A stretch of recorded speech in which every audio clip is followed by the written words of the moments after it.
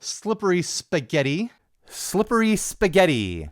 Slippery spaghetti. Slippery spaghetti. Hey everyone, I'm Ryan. You're watching 60 Cycle Hum, and this video is going to be a little bit different because instead of going on and on about guitar stuff that you see behind me, that's what this channel is all about. I'm going to talk about microphones, specifically the microphones I've been using on the podcast all these years. For those that don't know, this YouTube channel is wrapped around a podcast that's been on air since 2014, and in that time we've used a bunch of different microphones with different levels of success. So anyways, might as well start at the beginning. The first microphones we started with were these MXL 990s because, of course, they were. These are a very budget-friendly option. You can get these things new in a 2-pack with a pencil condenser for like $100 all the time. Steve and I already had these around when we started doing the podcast because we're guitarists, we're musicians, and this is just something that musicians buy on a whim because it's cheap. And you're like, oh, I should have a condenser mic around in case I want to record singing or something like that. They have applications for guitar miking as well. But yeah, you just tend to have these things around when you play guitar, when you're a musician. I think they're a fine place to start. It's a good mic for someone sitting alone in a room. Condenser mics, the trouble I tend to have with them is that with two people like Steve and I, who tend to talk loud and boomy, you get a lot of cross signal in the room, especially in a smaller room, and it becomes difficult to kind of EQ things and mix things in post. So I'll be showing how this sounds in a little bit after I do this little intro. Then I moved on to using the Rode Nt1a, also condenser mic. Same issues with getting sound from the other person who's off the mic, mixing in, and EQ issues and things like that, especially when you're combining this on my voice, because I only got one of these. I got it in like a Craigslist trade with, one of these cheaper mics on another stand. I ended up always having to mix this down and EQ it down to be comparable to the sound of this thing, which kind of did the Nt1a a disservice, honestly. And then from there, I moved on to dynamic microphones. I'm right now using what we've been using for a couple of years now, the Shure SM57 with this big $30 foamy on it. I watched a YouTube video where someone was shooting out a 57 with this specific foam on it against a Shure SM7B, which is the big, fancy, expensive, they're like $400 recording studio microphone that all the big podcasts use. That's the microphone of Earwolf Studios and other podcast studios. I was window shopping those and I was like, is there anything that compares to it for cheaper? I found this video. I thought they sounded really close. And also, if you're going to use a SM7B, you have to get like a really nice preamp for it to actually sound as good as those mics can sound. And then from there, moving into the future, I should mention, by the way, this is also what I use for all my demo videos around here. I'm usually hanging it just out of frame, right above me, about 18 inches away from my head, Hollywood style, and it works great as kind of like a boom mic in that sort of way. I'm very rarely ever doing anything to the EQ of this mic. I just tend to throw a little bit of compression and a limiter on it, and it works just fine. Also, when we're doing the podcast, we've got them kind of in an XY configuration here so that we're not getting any cross-talk between the two mics, between Steve and I and our big, loud, booming, yelling, excited voices. And it's been very effective for the podcast, especially.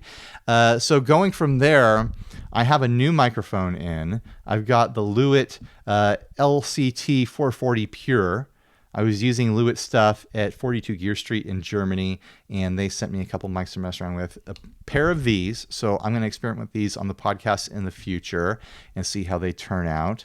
They've got a great big diaphragm in there.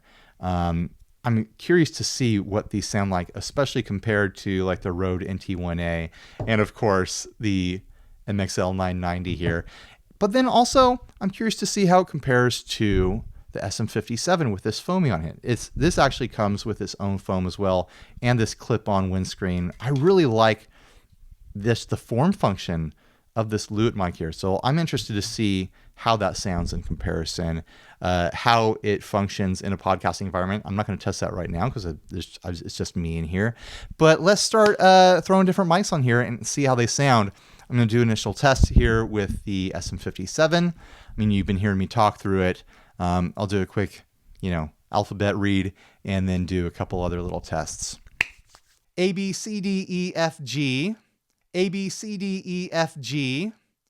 Slippery spaghetti. Get some S's in there. Pumpkin porcupine. Pops. All right, now I'm going to push it aside and see how much of my voice it gets going this direction where Steve would normally be sitting. Hello, A, B, C, D, E, F, G. A, B, C, D, E, F, G. I can tell just from looking at the monitor down here that it wasn't picking up much. All right, let's swap out microphones now. Hello. I'm going to turn this down a little bit. It is a condenser microphone, which means it is phantom powered, which means it has more output than the SM57 would. So I had to adjust that level. All right, here we go. A, B, C, D, E, F, G. A, B, C, D, E, F, G. Pumpkin porcupine. Slippery spaghetti. All right, distance test now. A, B, C, D, E, F, G. A, B, C, D, E, F, G. Slippery spaghetti. Pumpkin porcupine. That's a fun test. Rode Nt1a here. I used this for probably a year and a half, 2 years on the podcast. I had to do a lot of EQ stuff when I was using it. Like I said earlier, because I was using it in tandem with a cheaper microphone here.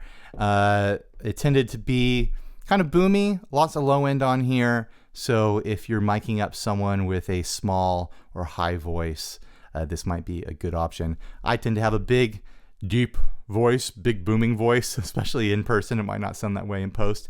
So this was always a little bit tricky for me to dial in just right.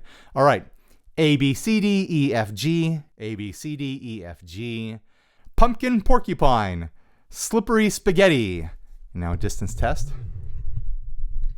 A, B, C, D, E, F, G. A, B, C, D, E, F, G. Slippery spaghetti. Pumpkin porcupine. Now on to the Lewitt. All right, here's the Lewitt. To be fair to the other mics, I'll take off this pop filter attachment that's on there. It also doesn't have the foamy on it, even though, I mean, this is a whole other thing with the foamy on there. All right, so this is the Lewitt 440, LCT 440. I'm looking at the box across the room. I haven't listened to this yet, so I don't actually know what it sounds like. I did use the Lewitt interview mic for that skateboard jump over guitar video I did a while back. And I was very impressed with the interview mic. The interview mic is this long thing that I'm sure I'm going to end up using at NAMM and other events in the future. I'm interested to see how this sounds and how it does with the distance test, just because I'm wondering if using condenser mics between two loud podcast hosts who are sitting side by side to accommodate video stuff now is going to be worth it. If there's a lot of bleed over, it might be a lot of trouble, but because we'll be using the same mics, I've got a pair of these, it might not be a big deal. So keep an eye out for that in the future when I test these out on the podcast. So let me know in the comments what you think of the sound of this right now versus all those other microphones. Here, let's do the official test now. A, B, C, D, E, F, G. A, B, C, D, E, F, G. Slippery spaghetti. Pumpkin porcupine. And the distance test. A, B, C, D, E, F, G. A, B, C, D, E, F, G. Slippery spaghetti. Pumpkin porcupine. I'm interested to see how much signal that picked up. I could see it bouncing around, but in the sub -32 dB range here on my recorder. I have a feeling it will be just fine in a podcast scenario. Let's see how it sounds with that windscreen on there. Any difference?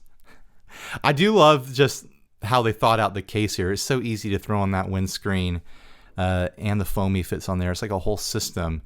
It's a very attractive mic. I mean, I think the Nt1a is beautiful too.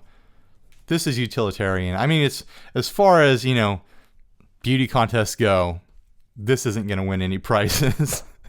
And this, I mean, I think it looks impressive to people who are not familiar with microphones, but for those of us who have shopped microphones over the years, we know exactly what this is, and we know that this is a budget microphone. It's fine. I think this is a great starting point for a lot of people, but I think we're going to hear just how muddy it is in comparison to this guy, and I'm assuming this guy. We're going to find out. So anyways, thanks for watching. Please like, subscribe, dislike, leave me rude and nasty comments. If you're interested in buying any of these, please check out my links down below. You might find them on the used market or whatever, but when you use affiliate links, it helps me make a little bit of money, which helps me put diapers over my family's head, a roof in their stomachs, guitars on the walls, things like that. It helps me. All right. Thanks for watching, everyone. Stay grounded.